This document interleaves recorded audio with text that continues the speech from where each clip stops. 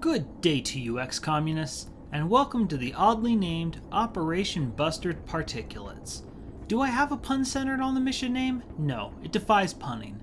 Do I have a support? No, Beetober is dead. Is Evil Emmy-san on this mission? No, we left her back at the base for an inquiry. Are we jumping out of this plane in an awesome fashion? You bet your mounties we are, and we're gonna bust our particulates to make sure the Great White North is safe from alien abductions. But upon landing, we find out that we aren't in Canada. Instead, we're back at the San Franciscan laundromat that we saved from aliens in Operation Reptilian Conversation. Did we take a wrong turn or something? Regardless, it seems the aliens are still deadly serious about stopping San Francisco's laundry industry and forcing humanity into mass nudity. I'm worried that we might not get our engineers, since that was promised to us by Calgary, Canada. But after a quick call to Google's CEO, they have decided to match Calgary's engineer offer because they like XCOM's work and appreciate the 100% pants guarantee. Starting off, we see the first meld is right here in this hipster internet cafe directly to our right. And it's then that we realize that maybe the aliens aren't just militant nudists, but also hate berets, the internet, and vast quantities of caffeine. This has proven to be a more sound tactic than they normally use. If they cut off the world's caffeine supply, all college students would stop getting anything done. We'd never graduate more scientists and engineers, thus quickly falling behind the technology curve, and within a few short decades, humanity would be done for. Quick! Someone call Starbucks and Mountain Dew headquarters! They must be put on high alert! These caffeinated companies supplying cups of coffee and cans of carbonation must be kept secure so that they can continue to create concoctions to keep our collegiates constantly cramming. Yeah! Alliteration!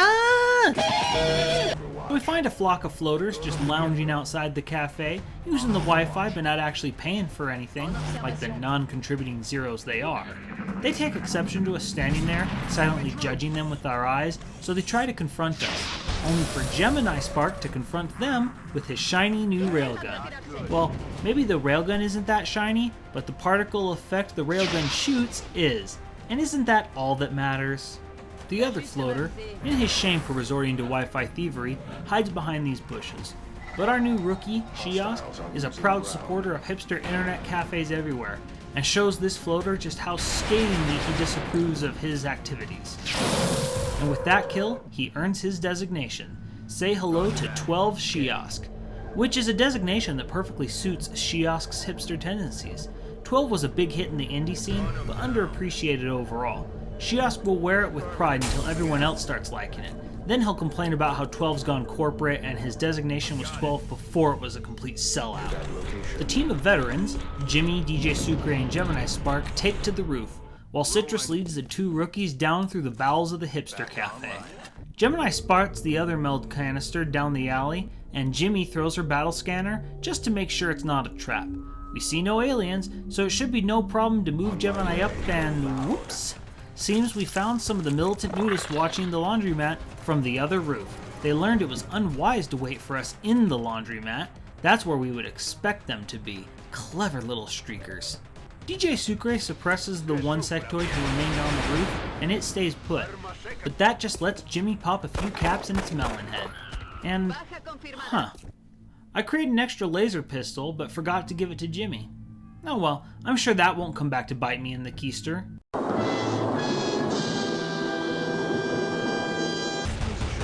So we shuffle around trying to find the other sectoid, but he seems to have made a hasty retreat.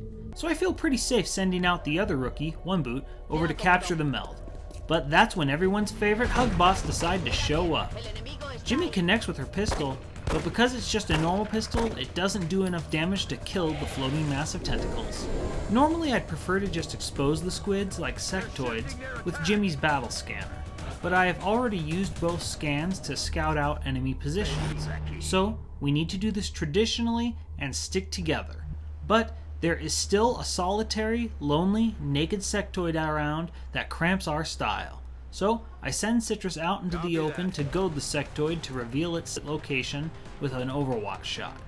Now that we know where it is, I feel comfortable letting Citrus and Shiosk run to the roof and then casually put Jimmy on overwatch. Sure enough, the nudist noob gets overeager in his pursuit, and Jimmy performs one of the most egregious forms of overkill I've seen in a while. That sectoid had 3 health, Jimmy did 10 damage. That sectoid could have multiplied his health by 3 and Jimmy still would have done too much damage. But that's okay. Why? Because as a wise man once said, overkill is underrated. Now we just have to take care of these squids. My biggest concern is that One Boot is the sole soldier on the ground, and thus the squids probably think she's lonely and wants a hug. So we have Jimmy and Gemini watch from the roof's edge while One Boot shimmies her way up to the roof. And I've just learned that I like saying Jimmy and Gemini. Sounds like a fairy tale brother and sister duo. Jimmy and Gemini were traipsing through the forest one day when they happened upon a witch's cottage. They wee children were hungry, for the famine had lasted years. But Gemini was sore afraid of entering the witch's hut. But then Jimmy reminded Gemini that he was a hulking cyborg. So Gemini busted the door down with extreme prejudice, and Jimmy crashed through the window as happy as a lark. The witch threatened to bake them in her oven, which caused Jimmy to say, "Let's dust this witch," in reply. Gemini then lit the witch on fire with a wee bit of napalm, and Jimmy put a laser blast right through the witch's pointy hat. And Jimmy and Gemini ate the witch's hut and never went hungry again. And the moral of the story is to always carry a flamethrower and a laser rifle when assaulting witches' huts. And they lived happily ever after. The end. And I did that entire nonsensical story and we still haven't seen any squids. They are trying to goad me into getting impatient and go searching for them. And probably aggro more aliens. This is the world's worst game of Marco Polo ever. We say Marco, but the squids never say Polo. Not only are they never saying Polo like they should, but the squids also brought a secret player to the game who is outside of the pool with a plasma rifle, and they shoot us with it if we get out of the pool. And if you're bringing friends with plasma rifles to games of Marco Polo, you're cheating. Finally, one of the squids says Polo, but Gemini misses on the tag.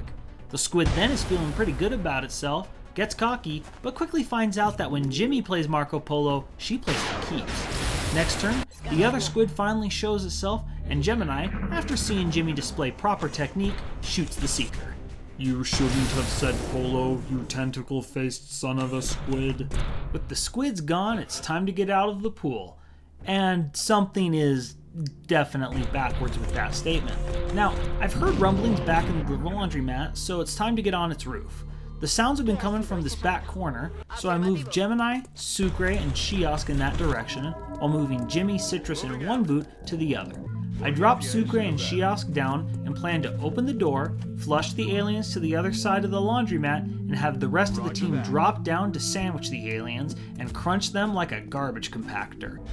Only it seems the aliens heard us making the plan and decided not to be a part of it. Now, I can't figure out why only One Boot was able to shoot that muton. But, I mean, she only needs to do 6 more damage and has a very high percentage shot, so this shouldn't be a problem. Now it's a problem. I assume that the reason Citrus and Jimmy weren't able to get a good shot off was because of this bus stop's cover. Now I could just move Jimmy and Citrus to the left and take their shots, but remember that mutons, just like us, have grenades, and if we bunch up, they will not hesitate to use them. So I instead opt to move Citrus back, throw a grenade to clear out the muton's cover, then move Jimmy to this far corner of the roof, and end the mutons. How does Jimmy not have a shot? I mean, she should clearly have a shot. She has a pistol, the most flexible weapon in the game. But for some reason, the game disagrees with me. Oh well, it's not going to remain there, and when the muton moves away from the roof of the bus stop, I'm sure Jimmy will get an Overwatch shot and kill the muton. Why didn't Jimmy shoot an Overwatch shot? Oh dear, this is going to be bad, isn't it? Well, after having no soldiers die for 14 episodes, we've lost a soldier in 2 straight. And One Boot never got a kill, thus she will never get a designation. Well, now I'm pissed, and I want to exact some revenge on these mutons by capturing one of them. As Citrus drops down and uses his lightning reflexes to dodge the second muton's Overwatch, I learn the roided up alien's positions and a plan forms. Something I haven't talked about with the flamethrower is that when you light an alien on fire, the alien panics, just like a soldier would. The reason that a lot of people don't know this is because, well, up until you get to mutons, nothing in the game has more than 6 health, so the flamethrower kind of just kills them. It's hard to panic when you have 0 hit points. 0 hit points induces a different status effect called death, and that's typically considered worse than panicking.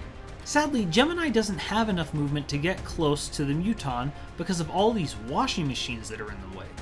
But DJ Sucre has a grenade, which is the ideal tool for clearing away washing machines. And while maybe destroying laundromat property just because it's inconveniently placed isn't the most morally superior tact, we like to assume that the laundromat has insurance, and in a pinch, the insurance agent will assume it was the work of militantly nudist aliens who came to wreck the place, not the acts of heroic soldiers who came to save it, because sometimes racial profiling is a thing, and it helps us out. With those obnoxiously placed washing machines gone, Gemini Spark lights a fire under the Muton's butt, and it panics. But I forgot about Citrus's close combat specialist ability. The Muton is going to move within 4 squares of Citrus, which triggers the reaction shot. This entire plan could be ruined if Citrus kills the panicking Muton. So for the first time in Splice Strategy's history, I'm rooting for a soldier to miss. Yes! He missed, and... wait, did Citrus Architect just cock his laser shotgun after shooting it? Let's rewind that. Yep, he just cocked a laser shotgun. Why would we put a pump action on a laser shotgun? What are we ejecting exactly from a laser shotgun? Photons?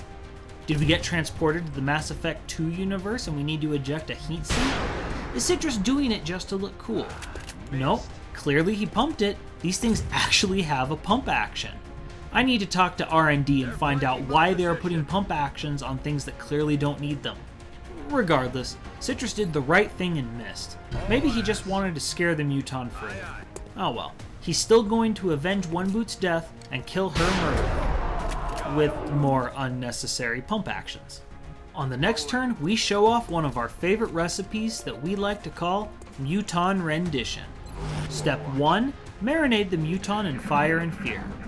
Next, lightly season with a peppering of pistol rounds. Finally, have Shiosk lightly sear it with high voltage electricity. Serves up to 1 interrogation team. So ends Operation Buster Particulates. We may have lost a good rookie in One Boot, but she did kind of miss an 86% shot. Unlike Beatober, she can't blame Emi-san. Or can she? Bum, bum, bum. In any case, we did capture both Melds and a Muton. When we interrogate that Muton, we'll get a plasma weapon research credit that should dramatically decrease our plasma research time. And upon landing, we see that Shiosk's hipster tendencies have further benefited us. He didn't want to be another sheep just mindlessly following the herd. He saw that no one else was a support and leapt at the opportunity to do something before it was cool. And will he sell out like Gemini and become a cyborg later? No way. Shiosk likes his support the way he likes his food. Fair trade, free range, and completely organic. No preservatives or cybernetic augmentations here. So we make sure to give Shiosk a beret and hipster glasses. And his color of choice is black, of course. Always chic. We take a moment to honor the passing of One Boot. But does China care that One Boot's dead? Nope. Cold and heartless, man. Cold and heartless. We try to get some rest, but there is never much time to do anything at XCOM, as it's time to go extract Adrian Rod from her covert ops mission against Exalt. First, we remember to equip Jimmy's laser pistol. And we do not mess around with rookies on covert ops missions. No way. The inquiry turned up no proof that Emi-san is actively working against us, so she's back on the team. Though we don't trust her with a laser shotgun yet. No telling what nefarious purposes she might find for that inexplicable pump action we put on those things. Though we do for some reason give her the experimental alien grenade we looted off our Muton prisoner. I guess if it turns out to be a booby trap, we want it to explode on the one person with questionable allegiances. So Bobby Percival decides it's a good time to put a reference to a fictional alien race in a mission that actually will be fighting other humans in. Seems legit. Anyway, tune in to next week's extraction mission where we will expedite Adrian Rod's exit out of an excrement storm by expelling bullets against an extra-national and execrably inexorable foe named Exalt in Operation Zerg overload. Until then, I'm Splice, and I love alliteration!